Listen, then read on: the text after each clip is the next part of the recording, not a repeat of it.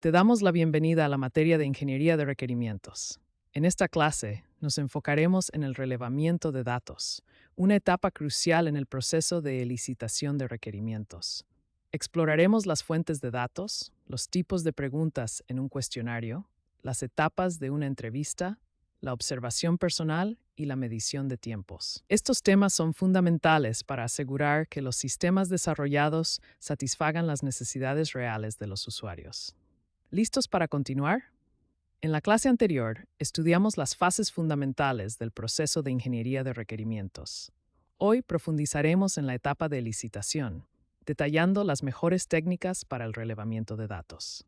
Seguimos adelante. En la clase anterior, afirmamos que una de las razones más comunes por las que un sistema falla es una mala definición de los requerimientos.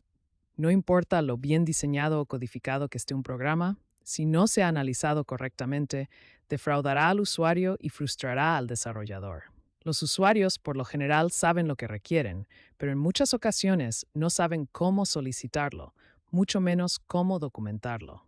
En la práctica profesional, muchas veces sucede que la documentación de requerimientos es algo que ni el cliente ni el proveedor del software se sientan a detallar adecuadamente.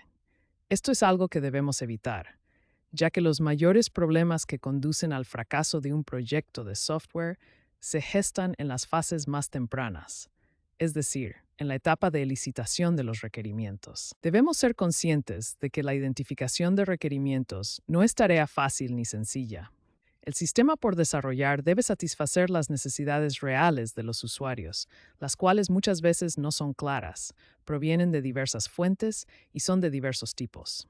Es por tal motivo que se requieren habilidades y herramientas tanto técnicas como administrativas por parte de los analistas. Pero, ¿por qué es necesaria una buena comprensión de los requerimientos en las fases más tempranas del proceso de desarrollo de software? Aludiremos al famoso y conocido dicho, una imagen vale más que 1000 palabras, para responder esta pregunta.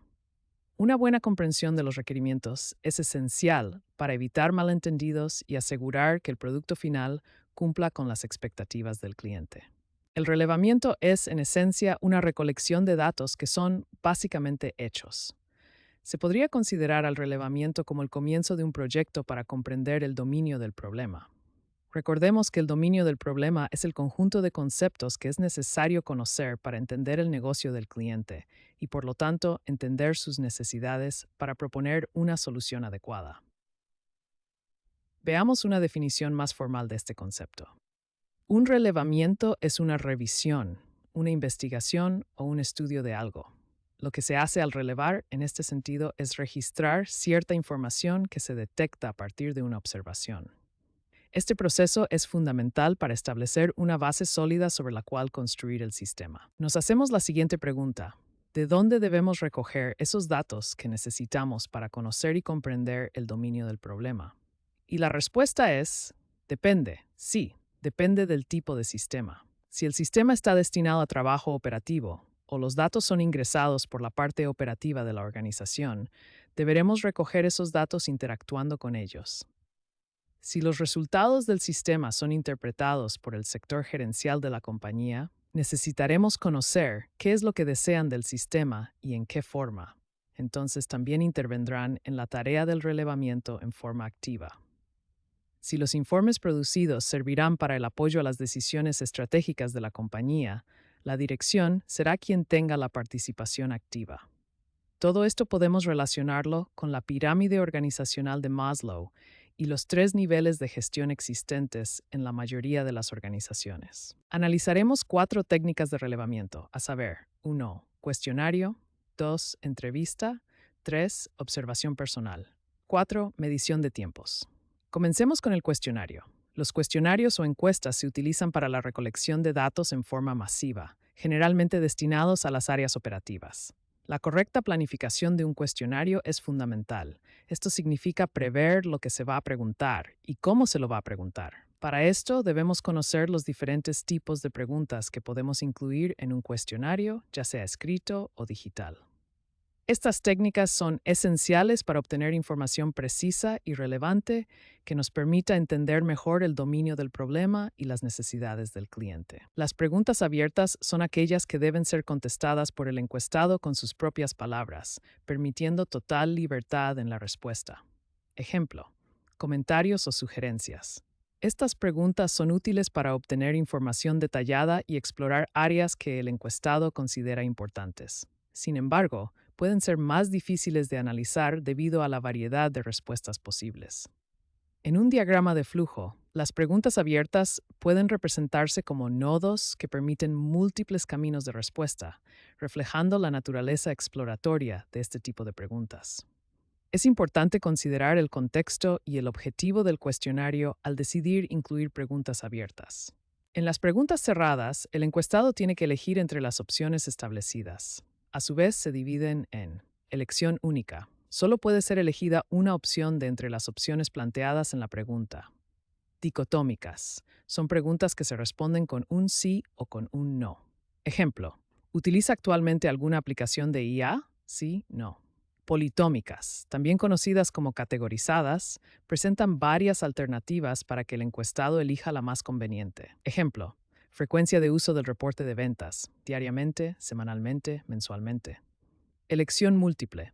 Se utiliza cuando las opciones de respuesta no son excluyentes entre sí. Ejemplo: criterios para aplicar un filtro, edad, género, salario, fecha de alta. Estas preguntas son más fáciles de analizar y pueden representarse en diagramas de flujo como nodos con caminos predefinidos. Las preguntas mixtas se componen de una parte de pregunta cerrada, donde el encuestado puede elegir una opción o varias de las planteadas, y una pregunta abierta, dando la posibilidad de escribir la propia respuesta si dentro de las diferentes opciones no se encuentra la respuesta adecuada.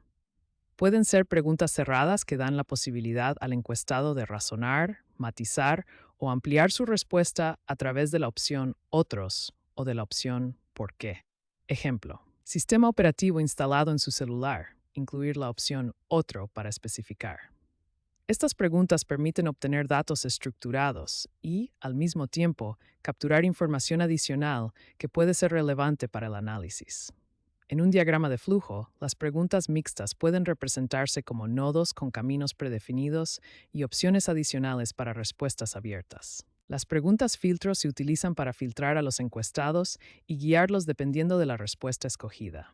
Esto permitirá construir distintos caminos a través de lógicas condicionales de acuerdo a sus respuestas y así obtener un feedback valioso y más relevancia en los datos obtenidos.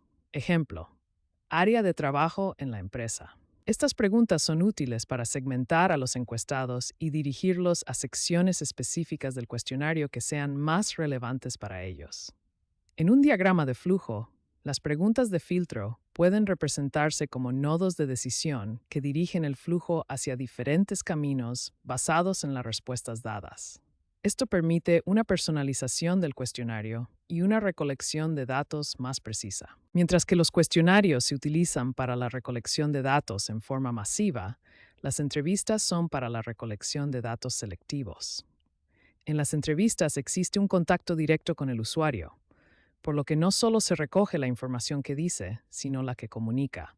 Esto es lo que podemos observar mientras se realiza la entrevista. Podría decirse que durante la entrevista se utiliza el método de observación personal, pero de manera menos sistemática. Se recomienda no grabar la entrevista, ya sea virtual, grabadora de pantalla, o presencial, grabadora de voz, para que el entrevistado sienta mayor libertad al momento de responder y expresarse. Cada entrevista debería contar con 3 etapas. 1. Planificación. Desarrollo. 3. Informe. Estas etapas pueden representarse en un diagrama de secuencia, mostrando el flujo de la entrevista desde la planificación hasta el informe final. Dentro de la planificación, se deberá definir a quién se va a entrevistar. Siempre se deberá elegir a alguien representativo en relación con la tarea. En este caso, es cuando se involucra a la gerencia o jefaturas para consultar quién sería el personal más idóneo para entrevistar. Una vez definido quién es el personal a entrevistar, se tiene que establecer un cuándo y un dónde. La información sobre el entrevistado nos facilitará la relación durante la entrevista. Conocer el nombre es fundamental y tener una idea de cuáles son sus tareas. El sentido de la entrevista está relacionado con el conocer las opiniones sobre los sistemas o métodos actuales y los objetivos de la organización, parte relevados en el estudio preliminar. Esta etapa puede representarse en un diagrama de flujo, mostrando los pasos necesarios para planificar una entrevista efectiva. Ya en la entrevista, se podría decir que podemos dividir a la misma en tres subetapas. 1. Introducción. 2. Desarrollo propiamente dicho. 3. Cierre. La introducción nos permitirá romper el hielo con el entrevistado. No es aconsejable comenzar a preguntar desde el principio. Dentro del desarrollo de la entrevista podemos definir dos estilos, el estructurado y el no estructurado. El estructurado se basa en la preparación de un cuestionario y el seguimiento del mismo, paso a paso. Existe libertad para realizar otras preguntas, pero se sigue la estructura. Para el caso del no estructurado, no hay una preparación de preguntas, pero sí una guía de temas a tratar. Estas subetapas pueden representarse en un diagrama de secuencia, mostrando el flujo de la entrevista desde la introducción hasta el cierre. Por último, el cierre de la entrevista, donde el objetivo es distender la charla, o en caso de ser necesario, fijar un nuevo momento para continuar la entrevista, fecha y lugar. En este caso, es conveniente que la misma sea lo antes posible. Realizar un breve informe es fundamental para documentar no solo las respuestas del entrevistado, sino también lo observado. Este informe debe incluir un resumen de los puntos clave discutidos, las observaciones realizadas durante la entrevista y cualquier acción de seguimiento necesaria. En un diagrama de flujo, el informe puede representarse como el paso final del proceso de entrevista, asegurando que toda la información relevante se documente adecuadamente para su posterior análisis. La técnica de la observación personal se refiere precisamente a la recolección de datos por observación. La idea es relevar estadísticas, por ello la observación debe ser sistemática y metódica, pudiendo estar relacionada con la medición de tiempos. La aplicación del método tiene dos implementaciones básicas: observar las tareas por periodos de tiempo o intervalos regulares. Observación continua de un proceso desde el inicio hasta el fin. Estas implementaciones pueden representarse en un diagrama de flujo, mostrando los pasos necesarios para llevar a cabo una observación personal efectiva. La observación personal es una técnica valiosa para obtener información detallada sobre cómo se realizan las tareas y cómo se puede mejorar la eficiencia del sistema. El estudio de tiempos es una técnica de medición del trabajo empleada para registrar los tiempos y ritmos de trabajo correspondientes a los elementos de una tarea definida, efectuada en condiciones determinadas, y para analizar los datos a fin de averiguar el tiempo requerido para efectuar la tarea según una norma de ejecución preestablecida. El método de medición de tiempos está relacionado a la forma en que se ingresan los datos a los sistemas, vinculado especialmente con la parte operativa del sistema. Esta técnica puede representarse en un diagrama de flujo, mostrando los pasos necesarios para llevar a cabo un estudio de tiempos efectivo. La medición de tiempos es esencial para identificar cuellos de botella en el proceso y mejorar la eficiencia del sistema. Hemos llegado así al final de esta clase en la que vimos relevamiento de datos, fuentes de datos, tipos de pregunta en un cuestionario, etapas de una entrevista, observación personal, medición de tiempos.